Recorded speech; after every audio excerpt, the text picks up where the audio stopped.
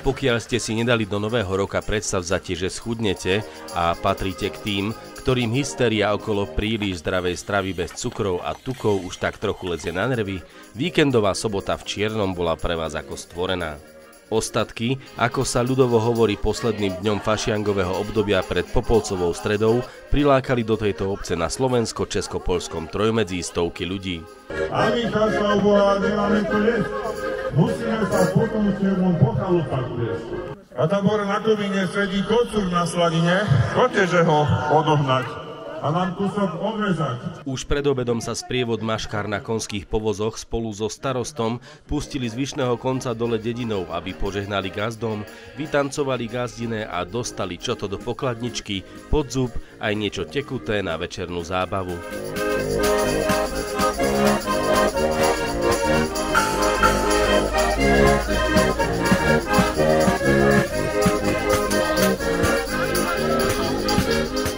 Obišli sme všetkých gazdov, zatiaľ všetky, pretože nedá sa naozaj ku každému z časových dôvodov, ale budeme to naozaj v budúcich rokoch robiť tak, aby sa každému ušlo trošku pozornosti a samozrejme nielen pozornosti, ale hlavne poďakovania zo strany obce, že miestni živnostníci, tu sú v podstate gazdovia, ktorí sa trápia každodenne so svojimi vecami, problémami a my zo strany obce chceme, aby novodobí gazdovia boli takisto veľmi výrazne podporovaní a začlení do takého spoločenského života. Veselý, hravý, ale aj vrieskajúci a pišťací sprievod obchádzal dvor od dvora, recitoval v dome rôzne veršovanky a prial hospodárovi úspešný hospodársky rok, dobrú úrodu, zdravý a plodný dobytok. Masky koštovali pálenku, vyjedali šišky, chlebíčky, tlačenku, slaninu a ďalšie všakovaké dobroty, ktoré im hostitelia hojne ponúkali. Na šabľu napichávali kúsky údeného, klobás či slaniny. Stretli sme sa naozaj s veľmi dobrou odozvou, naozaj úprimným prijatím, výborným pohostením od každého a verím tomu, že ak je to druhý ročník, naberá to na sile, čoraz viac tradičných masiek prichádza nielen z obce Čierne, aj z regiónov okolo.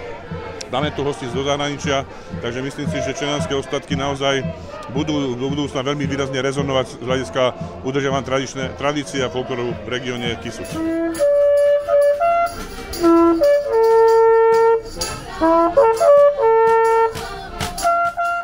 Na trombitu doprevádzal Piotr Kukučka z poľského Koniakova. Prezradil, ako to vyzerá na ostatky v jeho rodnom kraji. U nás jedenie je to, že začína tlustý čtvrtek. Pre nás je hlavným dňom tučný štvrtok, kedy sa pečú šišky. V Poľsku sa dlho tradovalo a ešte stále traduje, že tomu, kto v posledný štvrtok fašiangov nezie aspoň jednu poriadnu šišku, sa v budúcnosti príliš dobre dariť nebude. Robia sa čokoládové, makové, citronové, s vaječným koniakom pudingom, s džemom z rúží, so šľahačkou, dokonca aj mrkvovou náplňou. A keby to boli ostatky bez plného sýteho brucha? Kto v tento deň zavítal do Čierneho, mohol nielen sledovať tradičný sprievod masiek, ale byť aj pri tom, ako šikovný mesiar polcuje prasiatko. Vôkol sa šírila nielen voňa tlačenky, kapustnice, jaterníc a klobások či ďalších domácich bravčových produktov, ale rozvonievali aj sladké šišky, ktoré si pripravil pre návštevníkov hostiteľský obecný úrad. Pri stánkoch bolo poriadne plno, prišli nielen ľudia z dediny, ale aj blízkeho či vzdialenejšieho okolia, dokonca aj spoza hranice. Tradícia hovorí, že treba jesť a piť čo najviac, aby bol človek celý rok pri sile. Pre nás je typické hlavne to bujarosť, zábava, masné jedlo, zabíjačky, dobrý alkohol, tance. A toto je vlastne to, čo symbolizuje aj toto obdobie roka, kedy naozaj po tej zime nastane tento jeden deň a potom bude tak obdobie pôstu a konečne kľud. A potom privítame sviatkami jary, niekde zase na Želnicách, slavnosťami Bíka. Do masiek sa odeli najmladší, aj tí skôr narodení. Ľudia sú veľmi kreatívni, takže medzi tradičnými maskami našej slovenskej kultúry sa občas objaví nejaká inovácia. Noblesne s kapesničkom ruka v ruke sa prechádzali kráľ s kráľovnou, arábský šejk vezúc sa na malotraktore okolo idúcim rozdával svoje doláre, smrtka so zlomenou kosou, vodník, indiánka, pirát či čarodejnice. My sme prišli z ďalekej cizí zemne, inak tá ešpezetka je CZ, tak podľa toho by ste mohli dedukovať, že odkiaľ sme. A naučili sme sa po slovensky práve kvôli tejto akcii, lebo čierniansky sa naučiť nedá. Takže sme sa naučili po slovensky a dúfame, že nám budete rozumieť. Naša vysosť prišla normálne, jak to je bežne z Emirátov, na pozvanie, už teraz môžem to povedať, veľkovezíra Petra.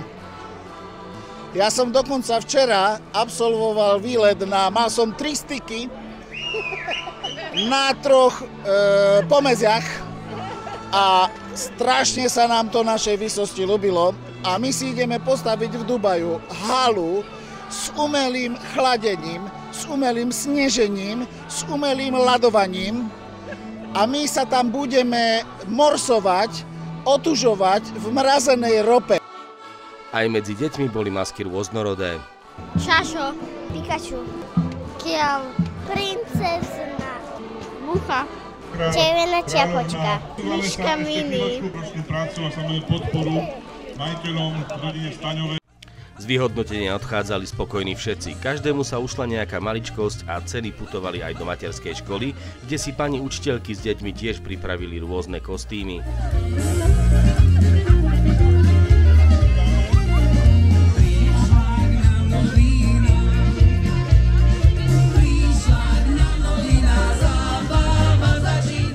Vo večerných hodinách bolo vrcholom zábavy pochovávanie basy.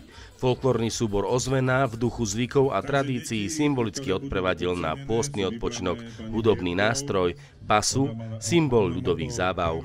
Odkaz našich predkov treba udržovať, pretože to je to, čo nám dáva vlastne tú spojitosť s minulosťou, čo nám dáva veľký predpoklad do budúcnosti na to, aby sme si zachovali tie zvyky, tradície a to posolstvo pre naše generácie, pretože dnešná uponáhľaná moderná doba nedáva moc priestoru na to, aby sme sa venovali týmto veciam a myslím si, že naša aktivita podnieti veľa ľudí k tomu, aby sa trošku zamyslelo, trošku spomalilo a trošku nabehlo na taký normálny kolorit toho žitia, lebo po tých fašangoch, po tých ostatkoch, bohatých samozrejme na výborné jedlo a alkohol, tak príde tá doba postu, trošku takého odriekania a myslím si, že to sú tie normálne, to je ten náš biorytmus. My sme Slovania, je to ten náš biorytmus, ktorý by sme mali dodržiavať.